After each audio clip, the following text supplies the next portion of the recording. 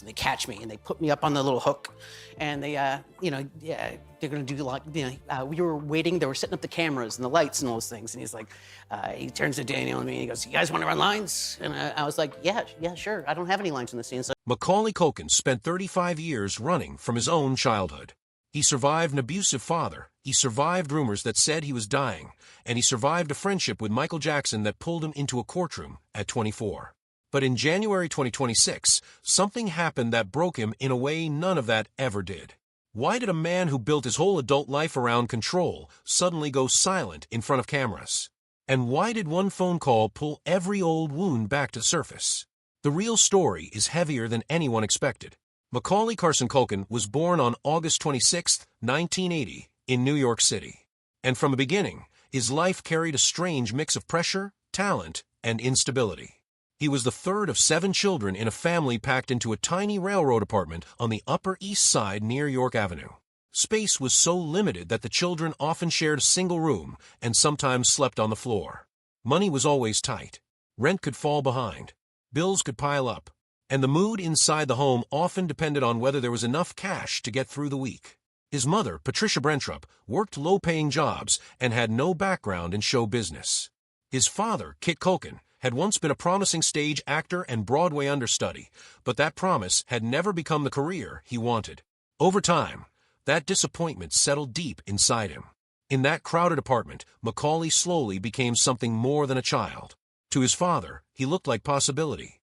Strangers noticed his face, his calmness, and the way he seemed comfortable around adults. And Kit began to treat those small reactions like signs of something bigger. By the time Macaulay was very young, he was already being taken from audition to audition across New York. Some days meant more than one open call. He was too little to understand the machine forming around him. Yet, he already knew how to follow direction, remember lines, and stay focused longer than many children much older than him. Casting directors saw a rare kind of discipline. His father saw a path that could lead somewhere he himself had never reached. So while other children were busy with games and schoolyard routines, Macaulay's childhood moved in a different direction. He trained at the School of American Ballet, learning classical dance at an age when most children were still figuring out the basics of school.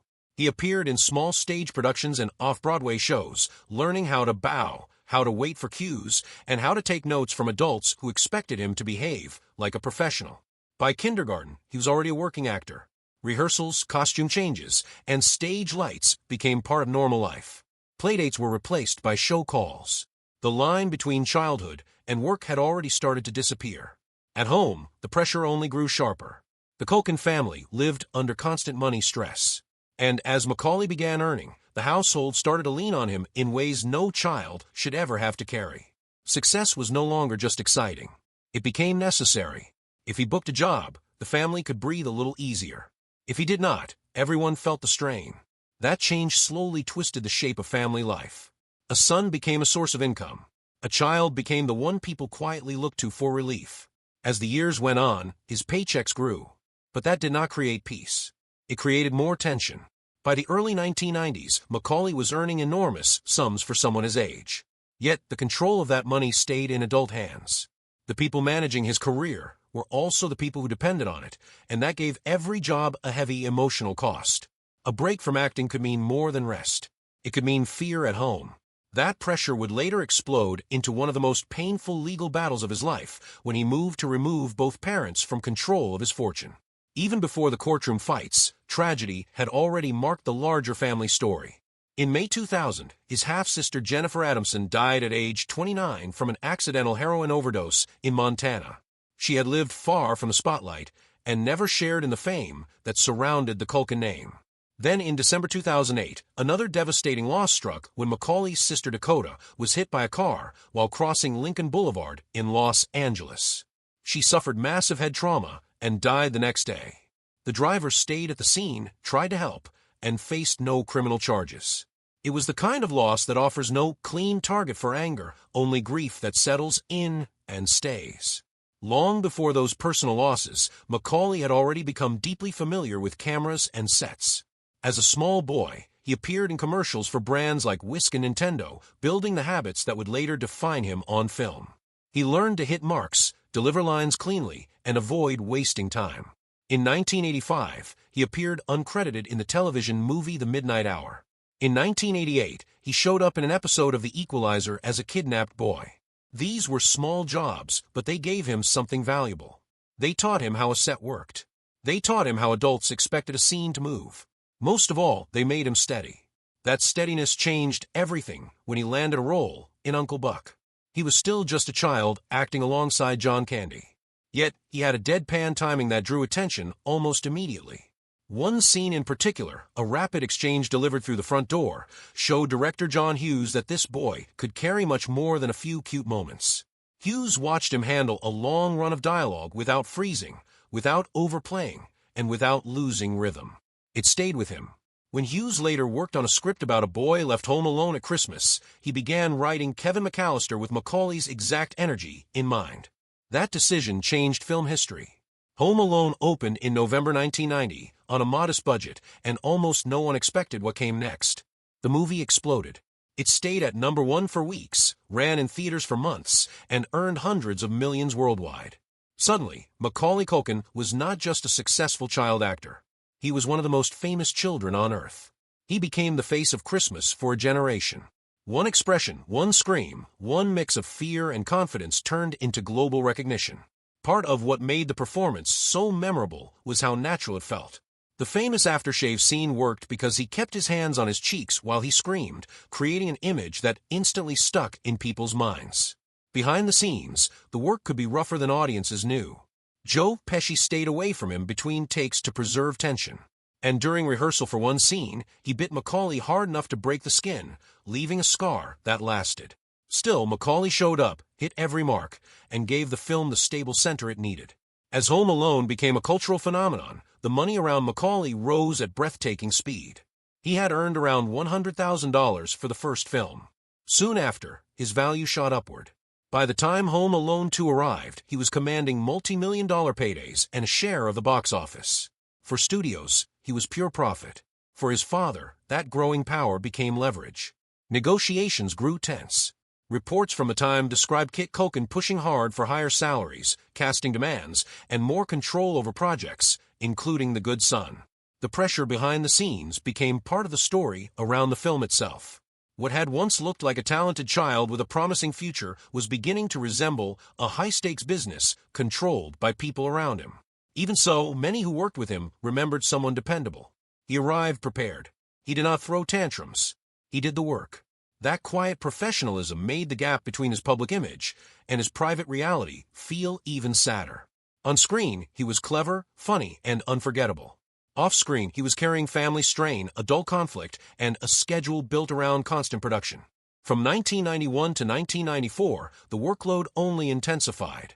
He starred in My Girl, Home Alone 2, The Good Son, The Nutcracker, Getting Even with Dad, and Richie Rich, all before turning 15. His face was everywhere. Movie screens, television spots, magazines, and posters kept him in the public eye almost non-stop. For a while, the machine still worked. My Girl showed he could handle emotion and tenderness. The Good Son pushed him into darker territory and shocked audiences who still saw him as Kevin McAllister. Richie Rich tried to turn him into a polished family film star again. Yet beneath all of it, the pace was taking a toll. Hollywood had put him everywhere, and people were starting to wonder how long that could last. At the same time, his salaries kept climbing. By the mid-1990s, he was one of the highest-paid child actors in history. That kind of money brought huge expectations. Every project now carried pressure before filming even began. If a movie underperformed, the question was no longer whether Macaulay was talented. The question became whether he was worth the cost. The more he earned, the less space he had to simply be a teenager. Then came the breaking point. In 1995, around age 15, Macaulay petitioned a New York court to remove both of his parents from control of his money. He did not hand power to one side over the other. Instead, he sought independent control through a neutral executive. The trust tied to his work reportedly held millions, and the court battle exposed just how distorted his family life had become. He later described his father as physically and mentally abusive. He spoke about fear, threats, and a home life that pushed him to cut ties. The legal move was about money on paper, but at a deeper level, it was about survival. It was a young person trying to reclaim space inside a life that had been crowded by demands for years. On September 17, 2004, police in Oklahoma City pulled over a Pontiac Grand AM with 24-year-old Macaulay Culkin riding as a passenger. When officers searched his bag, they found 17.3 grams of marijuana, 8 clonazepam pills, and 16 alprazolam pills with no proof that he had a prescription. He was arrested on misdemeanor drug charges, taken briefly to jail, and released on a $4,000 bond. Within hours, his mugshot was everywhere. The pale face, the long hair, and the tired look quickly became a tabloid image that pushed a simple story into the public mind. The child star from Home Alone now looked to many people like a warning sign. That picture stayed with him, and over the next several years, it fed a much larger story. From the mid-2000s onward, tabloids in both the U.S. and Britain kept publishing claims that he was spending $6,000 a month on heroin and pills. Most of those reports relied on vague sourcing, but they spread fast anyway. Then in February 2012, paparazzi photographed him in New York looking extremely thin. His cheeks looked hollow, his clothes hung loose on his frame, and one paper called him skeletal. Soon after that, the rumors became even more extreme. Some stories claimed he had only months left to live, even though there was no medical proof behind any of it. A rough photo had turned into a full public death watch, and once that started, it became hard to stop. For a long time, Culkin said very little. Then in February 2020, he finally pushed back in a major Esquire interview. By then, he was 39, old enough to look back at the rumors with some distance and enough confidence to laugh at how absurd they had become. He admitted that he did drugs and said he liked them, but he also made clear that the press had built a cartoon version of his life. He rejected the idea that he had been near death or spending thousands every month on heroin. He described those stories as ridiculous and made another important point too. He had stepped away from a studio system because he wanted to, not because he had become too unstable to keep working. That changed the tone of the story. For once, he was not being described by a headline. He was describing himself. That same pattern followed him in another part of his life that never really stopped drawing public attention. After Home Alone made him one of the most famous children in the world, he became close to Michael Jackson. Culkin first visited Neverland around 1990, and the friendship continued through his teenage years. Because of how strange and public that friendship looked from the outside, his name kept coming up whenever Jackson was discussed. In 2005, during Michael Jackson's molestation trial, prosecutors suggested that Culkin had been abused while staying at Neverland. Culkin flew to Santa Maria, California, and testified for the defense at age 24. On the stand, he called the allegations absolutely ridiculous and said nothing inappropriate had ever happened to him. He also made it clear that he felt people had been using his name for their own purposes. Even so, the connection stuck. For many people, he remained tied to that story, whether he wanted to be or not. By that point, though, he had already started shaping a different public image, one that felt stranger, funnier, and far more under his control. Instead of chasing big studio roles, he leaned into odd projects that seemed designed to confuse anyone expecting a normal comeback. In 2012, he formed the Pizza Underground, a comedy rock band that parodied the Velvet Underground by turning the lyrics into pizza jokes. In November 2013, they recorded an 8-minute demo at his home. Culkin sang, played kazoo, and even used pizza boxes as percussion, while the band performed songs with titles built around delivery, toppings, and late-night slices. They played small venues for a few years before quietly fading away sometime before 2018. It was silly on purpose, but it also made a point. Culkin was not waiting for Hollywood to explain him. He was happy to make himself into a joke first, as long as it was his joke. That instinct had been growing for years, and it makes more sense when you look at how early he stepped out of the spotlight. In June 1998, when he was only 17, he quietly married actress Rachel Miner, who was also 17, in a small Catholic ceremony in New York. This happened less than 3 years after Richie Rich, at a time when his career was already slowing down and his disappearance from Hollywood had begun. They had met through the New York teen acting scene, and in interviews they said they wanted a normal life, one far from constant premieres and red carpets. By 2000 they had separated, and in 2002 the divorce was finalized. For Culkin, that was part of a larger retreat. While the world still remembered him as a kid at the center of hit movies, he was pulling further and further away from the machine that had built him. Around that same time, another long relationship began.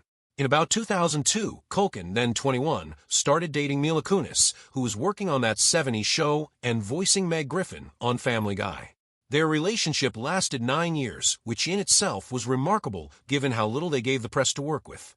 They never walked a red carpet together, never turned their home life into a public performance, and rarely discussed one another directly in interviews. Kunis later said they had a rule that their apartment would never become a press conference. That boundary helped them protect something real. Yet it also had an odd effect.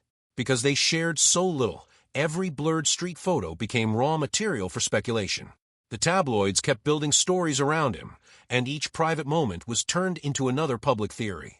When the breakup became public in early 2011, those old rumors rushed right back in. Soon after, the thin paparazzi photos from 2012 started circulating even more aggressively, and gossip sites connected his appearance to the end of the relationship. Some outlets claimed he was spending huge amounts on heroin even though they offered no proof. Years later, Culkin said those stories were insulting because they took an ordinary hard season in someone's life and turned it into a spectacle. He admitted he had experimented with drugs, but he firmly denied the idea that he had ever been living the kind of collapse the tabloids described. What bothered him most was not just the exaggeration. It was the way every rough moment got stretched into a permanent identity. A very different chapter began in 2017 when he met Brenda Song while filming Changeland in Thailand. By then, he was 36 and widely seen as a former child star who had mostly stepped out of the public race. The relationship moved him into a quieter, steadier phase of life. On April 5, 2021, they welcomed their first son in Los Angeles and named him Dakota Song Culkin after Macaulay's sister, Dakota, who died in a car accident in 2008 at the age of 29. Their second son arrived in late 2022, often reported as Carson. Culkin later described his family as his little three-man circus, and there was warmth in the phrase that felt earned. By 2023 and 2024, he was even talking about watching Home Alone with his boys. For the first time, those films felt less like a trap from the past and more like something he could actually feel proud of. That word mattered to him, especially because of the childhood he came from. Culkin has said that much of his parenting is built around one clear decision. He wants to give his sons the kind of home he never had. He has been estranged from his father, Kit Culkin, for roughly 30 years and has described an upbringing marked by fear, pressure, and emotional control. He has said his father forced him to sleep on a couch during the height of his fame and used threats to keep him performing. As a father himself, Culkin chose a very different path. He has spoken about using the word proud with his children because it was a word he rarely heard growing up. Even Father's Day in his mind became less about celebrating himself and more about celebrating the boys who gave him a chance to build something better. That long attempt to reclaim his life also shaped his work. In 2003, after years away from major films, he returned in the indie party monster playing real-life New York club figure Michael Alec. The role was a sharp break from the image that had made him famous. Alec was wild, reckless, and eventually convicted of murdering fellow promoter Angel Melendez.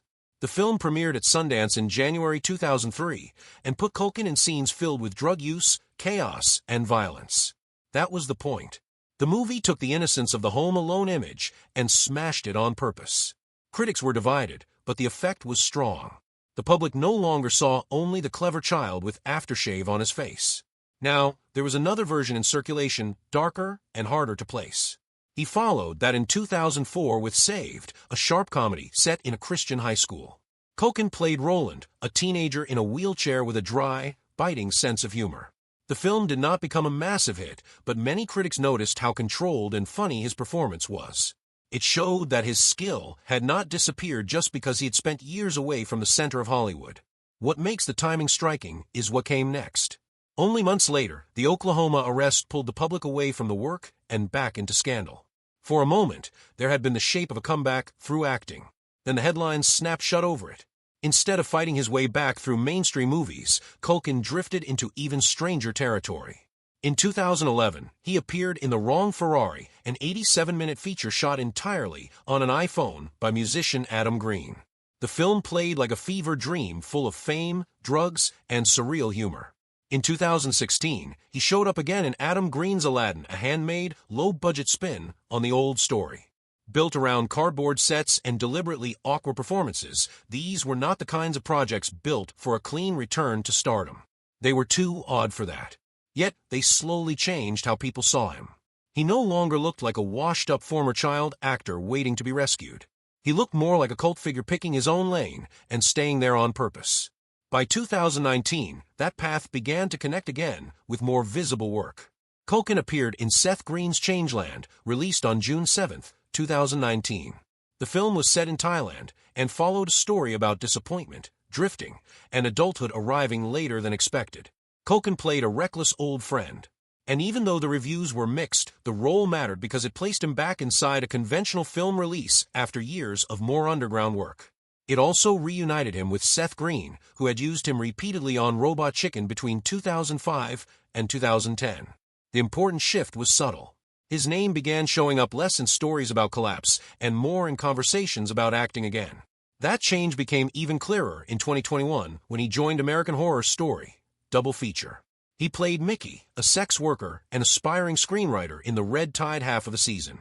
The role gave him some of his most visible mainstream screen time in years, and it made no attempt to protect his old image. Mickey was desperate, compromised, and caught in scenes shaped by addiction, gore, and moral decay. For viewers who had not really followed Culkin since the 1990s, it was a shock. Here was the former child star, now 40, giving a performance built around darkness rather than nostalgia. It made one thing obvious. If his comeback was going to happen, it would happen on his own terms. That same self-awareness shaped how he handled fame outside of acting. Over time, Culkin got better at turning his own celebrity into something playful and manageable. In 2018, after an online vote, he legally changed his name to Macaulay Culkin and leaned into the absurdity of it with a grin.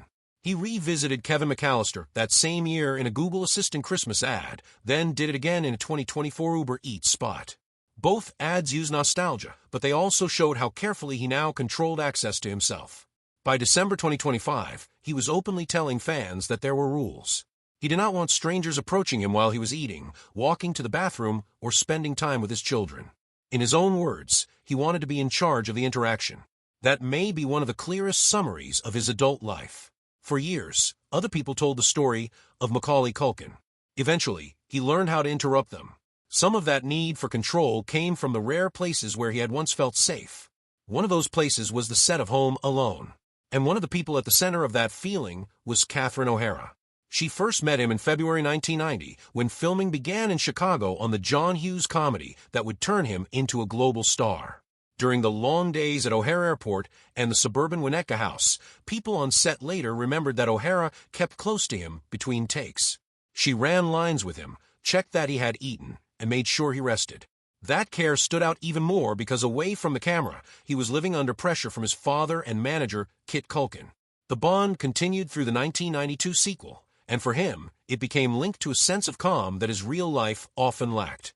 Over the years, Culkin kept talking about O'Hara as one of the very few adults from that period who made fame feel less frightening. In interviews from 2024 and 2025, he contrasted the peace he felt around her with the tension that defined his home life. He remembered her as someone who made a film set feel gentle, friendly, and safe. They did not keep working together after he stepped away from Hollywood in the mid-1990s, but he carried that memory with him. For him, she was not just another co-star from a hit Christmas movie. She represented one of the only corners of childhood fame that still felt warm when he looked back. That old bond became visible again in 2023 when Macaulay Culkin received a star on the Hollywood Walk of Fame. By then, Catherine O'Hara had become beloved all over again for playing Maura Rose on Schitt's Creek, a role that won her an Emmy in 2020 and introduced her to a new generation. Yet when she stood up to speak at a ceremony, the image everyone saw was still Kevin and his movie mother. Her speech reached back to the 1990 set, and then and now photos from the Home Alone years beside their 2023 reunion quickly spread online. More than 3 decades had passed since the first movie opened in November 1990, but the emotional thread was still easy to see. Then, on January 30th, 2026, that thread suddenly broke. O'Hara died in Los Angeles at age 71 after a pulmonary embolism, with a history of rectal cancer listed as a contributing factor. News of her death spread around the world almost immediately, and the response was intense because she belonged to several different generations at once. Some people knew her from Schitt's Creek. Others knew her from years of comedy work. For many, though, she was still Kevin's mom. That was the phrase that kept showing up in headlines, and it reminded people how closely her image was tied to one of the most replayed family films ever made. Within hours, Culkin posted a tribute on Instagram that made the loss feel painfully personal. He shared a collage with one image from the early 1990s and another from their 2023 reunion. Then he began the caption with one word, Mama. It echoed the cry from Home Alone, but in that moment, it no longer felt like a movie line. He wrote that he thought they had time, that he wanted more, that he had more to say. The post spread quickly because it did more than mark the death of a famous actress. It revealed that he was mourning someone who had quietly filled a protective role at one of the most vulnerable points in his life. Later, in an interview published in May 2026, he said her death hit him pretty good and admitted that he felt there was unfinished business between them. He repeated that feeling in a way that sounded heavy and sincere, as if he had long assumed another chance would come. He even said he felt he owed her a favor and disliked the idea of leaving a debt unpaid. The language was striking because it sounded less like someone talking about a former co-star and more like someone grieving a parent figure he believed he had somehow let down. That made the loss feel even deeper. It was not only grief for a person. It was grief mixed with memory, guilt, and the ache of a chance that would never come back. A few days after the news broke, photographers caught him leaving the Beverly Hills offices of United Talent Agency. He wore a dark jacket, kept his head down, and moved toward a waiting car without stopping. For a man who had spent so much of his life being watched, the silence in those pictures said enough. There was no joke for the cameras, no neat public statement, no clever line to cut through the sadness, just a quiet face and a lowered gaze. Coming from someone who had lived through years of gossip, ridicule, and reinvention, that silence felt honest.